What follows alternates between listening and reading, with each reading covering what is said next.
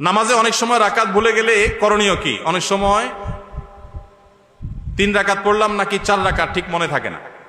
নামাজে রাকাত সংখ্যা নিয়ে যদি আমাদের সমস্যা হয়, এই সমস্যা তো প্রায়ই হয়, তাই না? আজকাল যে পরিমাণ দুনিয়ার ধান্দা, নামাজের রাকাতের হিসাব মনে থাকে না। তো রাকাত সংখ্যা নিয়ে যদি আমার ঝামেলা হয়, মনে না থাকে, তাহলে আমি কি করব? আমি দেখব যে আমার কোনটার দিকে প্রবল ধারণা জাগে। 3 রাকাত আর 4 রাকাত দুইটা নিয়ে সন্দেহ হচ্ছে, আমার বেশিরভাগ মনে হচ্ছে 4 রাকাত, তাহলে আলহামদুলিল্লাহ 4 রাকাতই আমি ধরে নিব। আর যদি বেশিরভাগ মনে হয় 3 রাকাত, তাহলে 3 রাকাতই আমি ধরে নিব। প্রবল ধারণা যেটা হবে সেটাই আমি ধরে নিব এবং শেষে সিজদা সাউ দিয়ে নিব।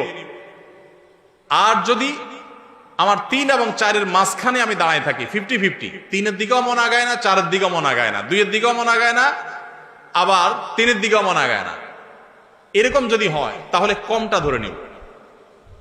পরিষ্কার হাদিসে নবী সাল্লাল্লাহু আলাইহি ওয়াসাল্লাম নির্দেশনা রয়েছে ব্যাপারে। যেমন 3 আর 4 নিয়ে যদি ডাউট হয় এবং 50-50 থাকেন, মাঝখানে দাঁড়ায় আছেন, কোনো দিকে মন টানে না, তাহলে আপনি 3 ধরে নেবেন। 3 ধরে নামাজ শেষ করবেন, শেষে সিজদা সাউ দিয়ে দিবেন, বাস নামাজ হয়ে যাবে ইনশাআল্লাহ।